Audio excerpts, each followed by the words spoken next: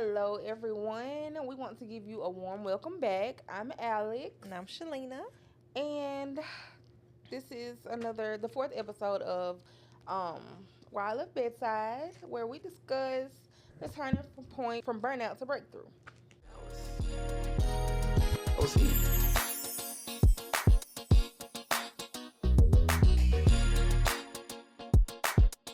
But first, happy Thanksgiving. Happy Thanksgiving. Happy Thanksgiving, y'all. What's on y'all Thanksgiving plate? What's on yours? Nothing. I'll just play it. But, okay. I'm going to tell you what's not going to be on it is dressing because I don't like dressing. So, yeah, you take my black card. You can have it. Thank you, because what? Yeah, I don't like dressing, y'all. I don't like potato salad. I don't like sweet potato pie. Just give me a plain baked You use sweet some potato. turkey. I eat turkey, I eat chicken, greens, and cornbread. Just my granny had to cook me a separate pan of cornbread because I don't want no dressing. Macaroni. I like ham. I like chitlins. Yeah, I like chitlins. I eat chitlins. I eat maybe a little piece of pecan pie, but that's pretty much it. What about you? Give me the whole pan of dressing. I hold the cranberry sauce. Give me some turkey, but it better not be dry. Give me some ham. Better not be dry. Child, give me the sweet potato souffle. So good. What's that? Sweet potatoes, like mashed sweet potatoes with like marshmallow and pecan crust on top. Give me that. Give me, what else we got have at Thanksgiving? I don't like pecan pie, but you can give me some sweet potato pie. Give it all. You see, what you like to drink? Sweet tea. Sweet tea. Yeah. Yeah, I'll take some little tea then too, or ginger ale or Sprite. Yeah. Or water. Or lemonade. Yeah. So, do you normally work on Thanksgiving? I don't. I normally take off because I have family in Missouri and Minnesota, and so we'll go to either of those places, spend time with family. Well, the last few years, I've been working on all the holidays. She's a workaholic. She's a workaholic. But not this year. I'm not doing it this year. I'm spending time with my family this year. Period. And it's dead. Family first. Yes, I'm put me first. Period. I want to spend time with family, so that's what I'm going to do. But normally, I do work. Yep, I work on Thanksgiving. All right, y'all. I'm sorry, girl. Yeah. All right, so we're going to dive into the turning points that made us rethink life at the bedside. So, but first, let's go over a few more cancer awareness points. We talked about lung cancer last episode, so we're going to give y'all a little more facts. Let's see. Yeah. Some warning signs. This is your signs and symptoms, what you feel before you make the decision to go to the doctor and see what's wrong. All right, so persistent or worsening cough, shortness of breath, chest pain, coughing up blood, hoarseness, unexplained weight loss, and frequent lung infections. So screening obviously saves lives because we need to get screened so we can detect it early. As early as if it's detected early, it could be treated better than if it is detected later. So if you are 60 to 80 years old and currently smoke, quit within the last 15 years, ask your doctor about a low dose CT scan that can find lung cancer early. So some prevention tips. You have don't start or quit smoking. Test your home for radon. Avoid secondhand smoke. Eat well. Stay active. Protect your lungs at work. So wear mask if you feel like you're getting a lot of like particles in your nose or mouth. Chemicals. Wear a mask. Any chemicals, any just terrible smelling chemicals, like wear a mask. And you can learn more at cancer.org/lung. All right, girl. I see your swag. You fly. So, what's this bag? Because it's tea. It is a true religion. Okay. True Religion. It is my newest bag. First time wearing it. I just love the detailing. This that did it. Denim, all different shades, and it's just a cute little small little bag. And affordable, girl. Yeah, it's very affordable. Can y'all guess where it came from? Hmm. I'm gonna let you tell them. All right, so my bag, of course, a little True Religion denim. This is some black denim, black leather with gold hardware. It could be a little tote or it can be a crossbody. Um, y'all know I love a good True Religion. We discussed this. Um, and we got it same place. Marshalls. Marshall Wood. Marshall Rao. Yes. All right, we're gonna put this away. This is juicy. This is the tea. This is the meat of this podcast today. Okay. The turning point. Yes, This is the turning turning point. point. Guys. So, this is the big question.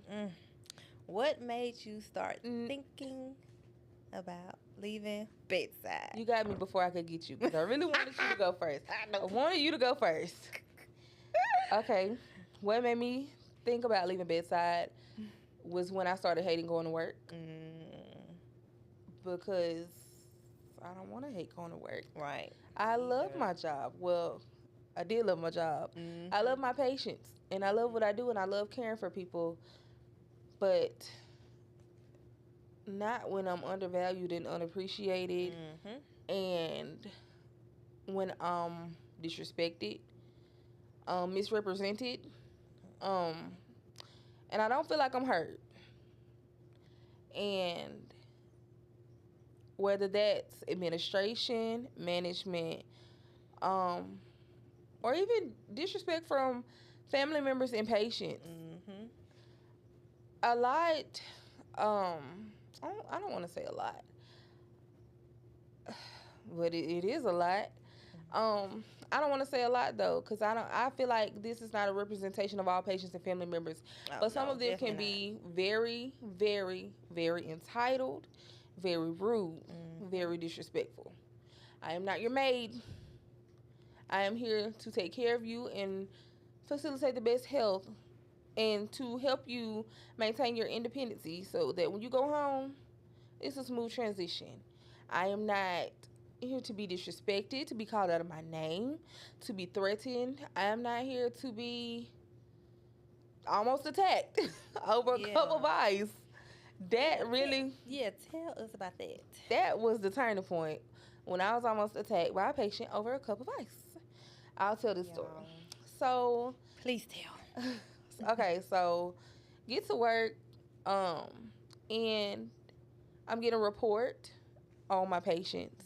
This patient so happened to be one of mine I was about to get report on. So he calls out on the call light. I'm telling the day shift nurse, hey, give me 1 second, let me answer this call light. He says, I need a cup of ice. I say, okay. I'll get you a cup of ice. Just give me a moment. We're in shift change right now, but someone will be there with you shortly, right? 2 minutes pass. He storms out of his room, starts yelling, where's the drink machine? Where's the drink machine? I called for a cup of ice, and nobody brought me a cup of ice. I'm thirsty. My goodness. I'm like, okay. Well, the drink machine's around the corner. You know, I'm still getting a report. This is important. I need to know about these patients. Right. This is priority right now. So he goes, and then he comes back, and then he's like, y'all don't care if I'm thirsty, whether I die or live. I could thirst to death. You know, just going on and on, just irate. So I just paused the shift report. Like, I just go give him the cup of ice because I'm trying to diffuse the situation. Yeah. At this point, it's gotten out of hand, and it's more than what it needs to be. It never should have gotten to this point over some ice. Right. So, I mean, I don't know what kind of day he had, but...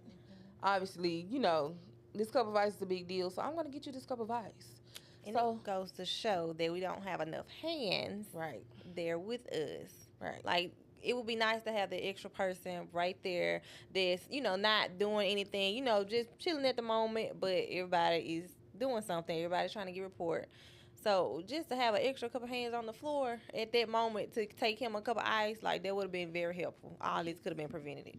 So I take him a cup of ice to his room.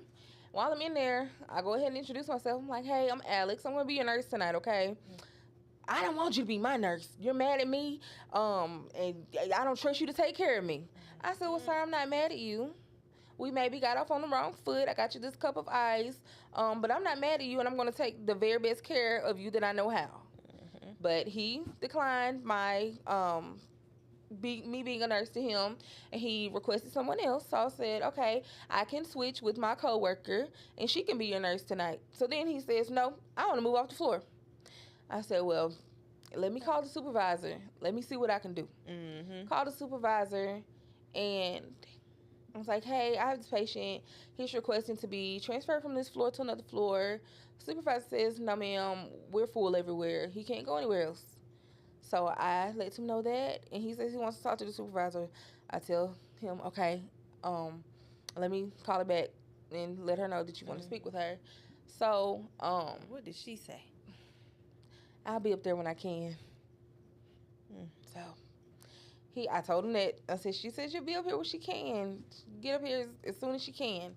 So he still irate. So at this point, I'm going on with my report and what I'm doing, going to see everybody else. Because at this point, he's not my patient anymore. He's another nurse's patient. She was like, okay, I'll handle it. So he stands at his door, and he's standing at the door, and every so often he'll peep around, stare at me, and go back in his room. He'll peep around, stare at me, and go back in his room. Good. So at this point, I'm thinking you plotting on me now. Yeah. Because what's going on? What's really going on? So I'm like, okay, I'm a little creeped out, like just a little scary. So I'm taking a report from the ED because I'm about to get a patient. So at first I had my back kind of turned towards him, but I was like, no, because you keep staring at me. I don't know what you got planned. What you got? Had you feeling uncomfortable. Yes. And so I sit at the secretary desk, and I'm taking my report, blase. He comes up to the desk. I'm just about to leave. I want to leave AMA. Okay. Well, let the doctor know I'm going to get you your AMA paper. So I go take it to him. I let the doctor know. The doctor's like, well, he just had this so-and-so procedure done. He does not need to leave. That's dangerous. He's at risk for infection. He don't need to leave. So I tell him that, hey, the doctor said you don't need to leave. You're at risk for infection. You just had a procedure a day ago to have a drainage bag connected to you, and the tube is inside of you. You don't need to go anywhere. He's adamant about going. So I present the paper to him, and now he's like, no, I don't want to leave. I don't want to leave. I just let me talk to the supervisor. So I've already explained the supervisor will be there when they can. So I'm proceeding to get report. Yeah. He comes back to the desk. I'm just finna go, where's the elevator? I said, well, hold on. If you're gonna leave, let me at least get your IV out, because you can't go with your IV, because now we gotta send the police after you if you go. So let's prevent all that. So he wants the IV out. I'm going to get supplies in the supply closet to take the IV out. I go in. He tries to follow me into the supply closet. OMG. See. Another nurse luckily was there, and she said, sir, you cannot go into there. That is private area. He gets absolutely mad. I'm talking about, like, I've never seen anybody this mad. So the door closes on him, and he starts beating on the door. That's gotta call security. Girl. Because what is you doing, sir? So he beating on the door. Come out. Like, what? I be don't like the police. So the other nurse goes out, and he follows her into the nurse station. I'm like, sir, you cannot be in the nurse station. Sir, you cannot be in the nurse station. So at this point, I'm like, okay, can I get security up here? Security comes. He's like, oh, yeah, bring the guns. Like, what? Oh, my God. What? So security gets up there. Doctor comes when they hear the security call. Give him some Ativan, and peace. Calm down. Yeah, but that's the story about how I almost got attacked over a cup of ice.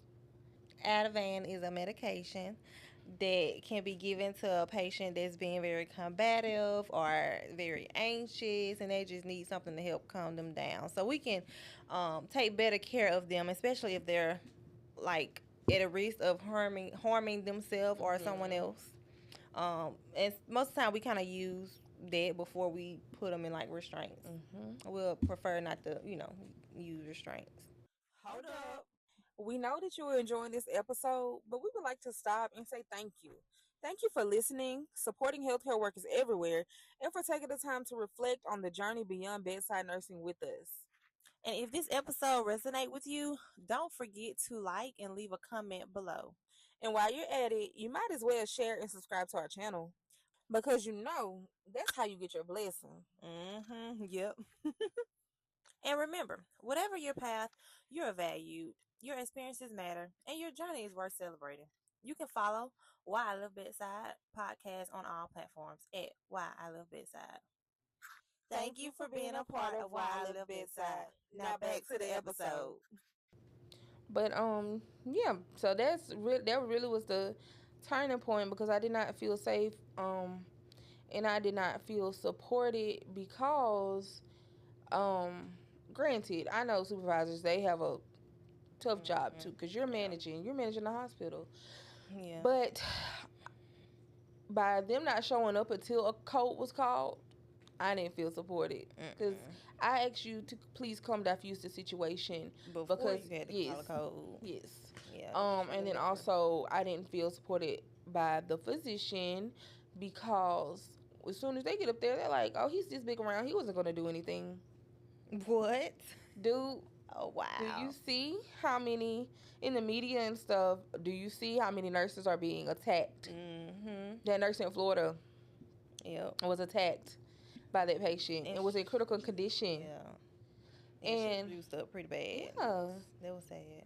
Yes. So it's like I don't feel safe because what if something would have happened and you're saying, "Oh, he's this big around. He's not going to do anything." What about my safety? I understand it's about the patient's safety for sure. But what about mine? Yeah. Because without a nurse, then who's going to take care of the patient? Exactly. And then we done worked so hard for this career, and like I could be beat up so bad that I can't even work anymore now. And they're not going to care. No. They're just going to replace you with another nurse. Yep, exactly. Then how am I going to provide for myself? Right. I can't do the job that I fell in love with anymore. So what made you start thinking about leaving bedside? Well, it really wasn't like no specific thing for me. It was just a lot of things just kept happening. Everything just built up, and I was just going to work, just not wanting to go. Of course, not wanting to go. And it's not like you. You love your job. Yes, I love working. I love being a nurse. But yeah, and every little thing just started to tick me off. I was just getting irritated so much, and like I don't want that to rub off on my patients or my coworkers or anyone. I don't want that to rub off. I want to go into work with a good mood because my patients are already in a bad mood. They don't want to be there. They're stressed about all the things that's going on with them. Don't really know what's going on with them for real. And so that creates a vulnerable. Yeah, it's a vulnerable moment. Yes. So I want to go in there in the best spirit that I can be in when taking care of them.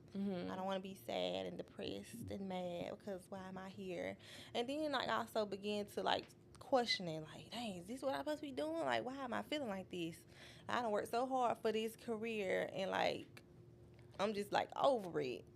So I was just like, maybe it's just bedside. Maybe it's just working on this med surg unit that got me in such a bad mood, not wanting to go to work. So I'm just gonna try to look for something different. Maybe specialize in something. Just get off the floor for a little minute and just see what else that's out there. Cause there's plenty of things out there to do with this nursing degree. But yeah, that's pretty much it. Valid. All right, let's play a game. It's a little heavy in here. It's a little heavy. A lot of emotions. Let's play a game. So this game is called Would You Rather? Nursing Edition. All right, so let's get started. All right, so we're going to pull from the cup, guys.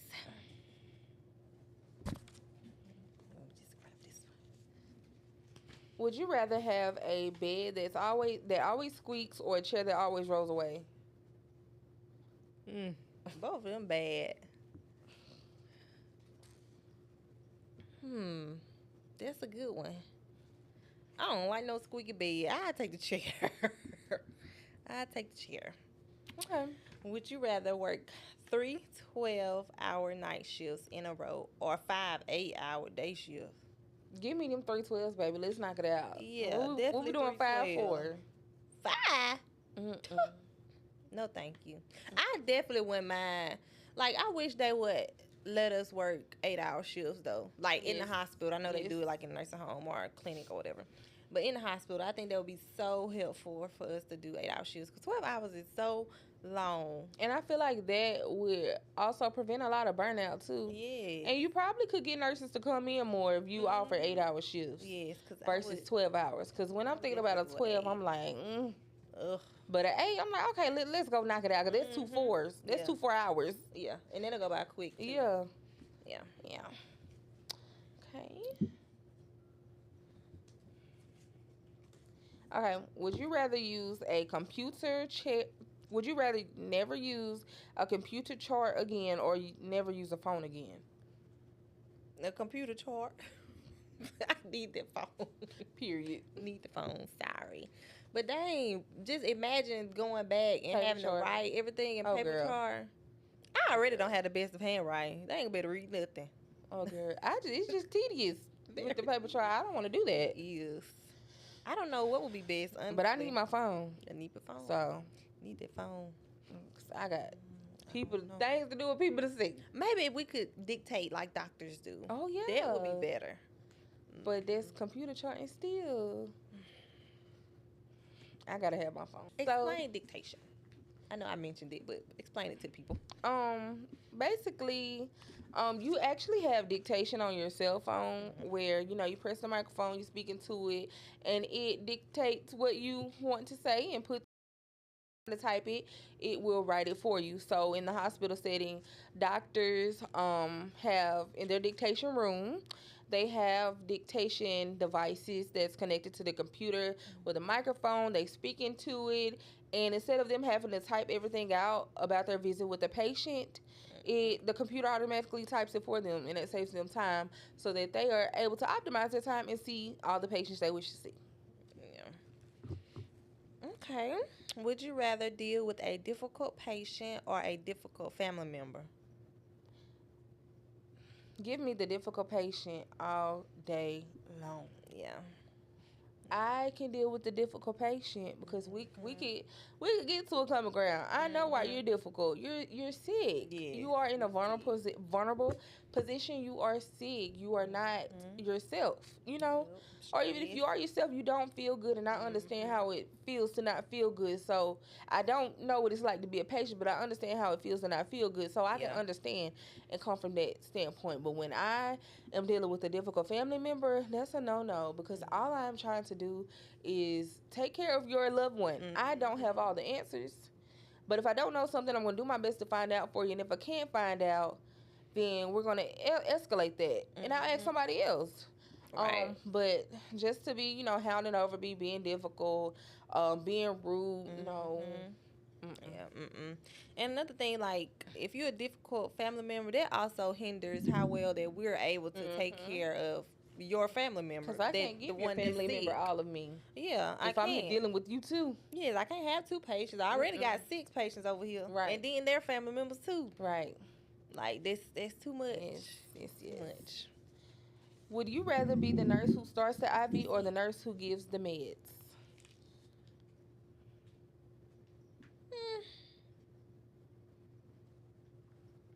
I give the meds.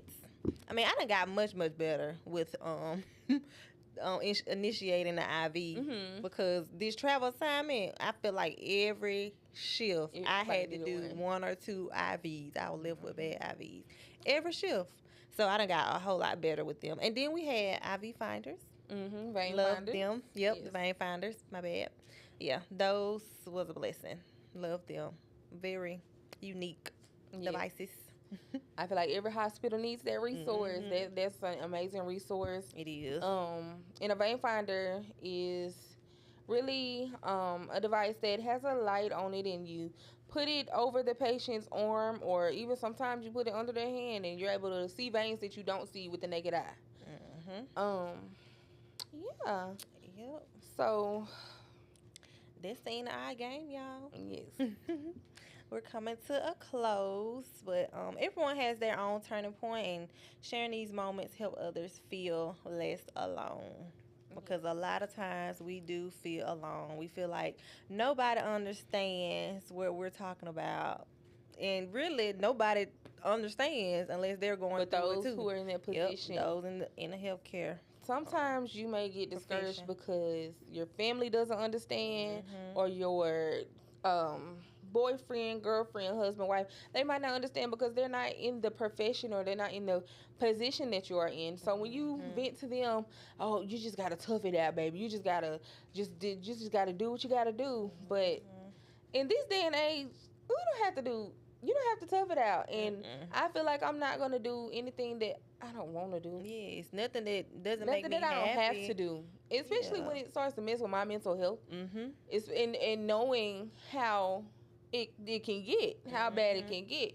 I'm not going to put myself in any position to jeopardize my mental health, because that is a big deal. And truly, truly, they don't care about it, how they say. No, they don't. So They do not, guys. So we have to take care of ourselves.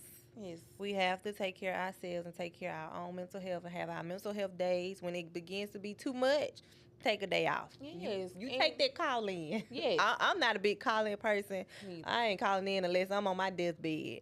But recently, since it has been so mentally draining, like, I will call in. I will. And I don't want to. Put the. I know that we're short staffed all the time, like that, and I feel like that's most hospitals short staffed, especially since COVID. I wasn't a nurse during COVID, but I've heard how they were staffed before, and now they're not staffed. Floors have had to close down. But I would say I will call in, and I will have you be short before my family is short a family member. Because at that point, I've got to put me 1st. I've got to put me first. Gotta put me I first. gotta put me first, Lucius. Gotta put me first. Gotta put me first. But y'all, nurses, healthcare professionals, let us know. Like, are you feeling burnt out? How are you feeling? Let us know. Comment or send in an email, or however you get in contact with us on any platform. Let us know. Yes, we're here to support. Yes. Here If to you need support. a vent, an ear, let us know. Yes, let us know. We're here for you. All right. Yeah, but that's it, y'all. And happy Thanksgiving if you're watching. Yes, happy Thanksgiving. Thanks for watching again. And we'll see y'all on the next one. Bye. Bye.